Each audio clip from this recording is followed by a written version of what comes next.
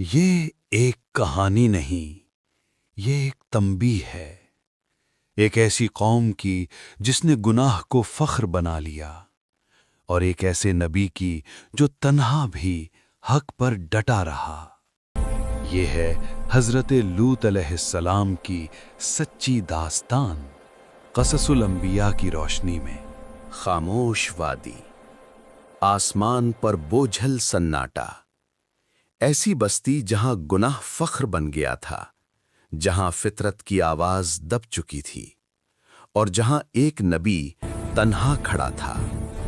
یہ کہانی ہے اللہ کے نبی حضرت لوط علیہ السلام کی۔ یہ کہانی ہے تنبیہ، صبر اور اللہ کی قہرناک قدرت کی۔ حضرت لوط علیہ السلام حضرت ابراہیم علیہ السلام کے قریبی رشتہ دار تھے۔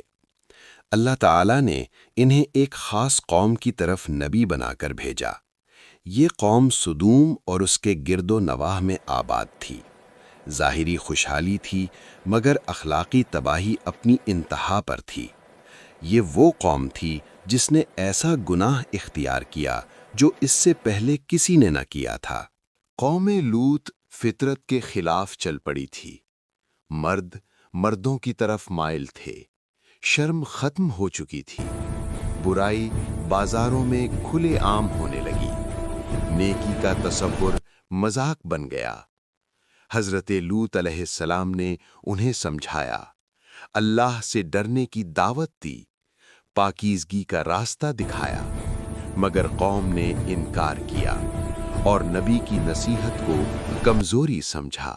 حضرت لوط علیہ السلام دن رات اپنی قوم کو پکارتے رہے، نرمی سے، درد کے ساتھ۔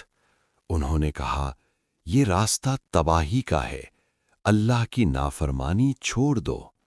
مگر قوم کا جواب تلخ تھا۔ انہوں نے نبی کو دھمکایا کہ اگر باز نہ آئے تو شہر سے نکال دیے جاؤ گے۔ یہ وہ لمحہ تھا جب حق بالکل تنہا رہ گیا۔ ایک دن اللہ کے فرشتے انسانی شکل میں حضرت لوط علیہ السلام کے پاس آئے۔ نبی نے مہمان نوازی کی، دل میں خوف تھا، کیونکہ قوم کی بدکاری مشہور تھی۔ جب قوم کو خبر ہوئی تو وہ دوڑتے ہوئے آ گئے، آنکھوں میں ہوس، دلوں میں گندگی۔ حضرت لوط علیہ السلام بے بس ہو گئے۔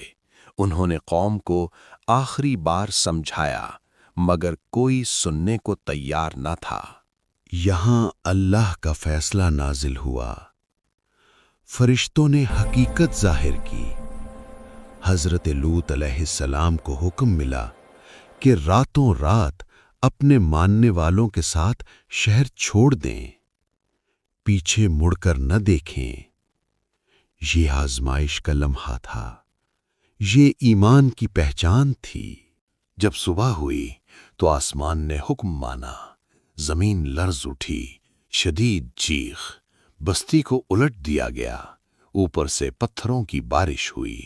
وہ شہر جو گناہ پر نازاں تھا، نشان عبرت بن گیا، سوائے ان کے جو ایمان لائے تھے، سوائے ان کے جن پر اللہ کی رحمت تھی۔ یہ کہانی صرف ماضی نہیں، یہ ایک وارننگ ہے۔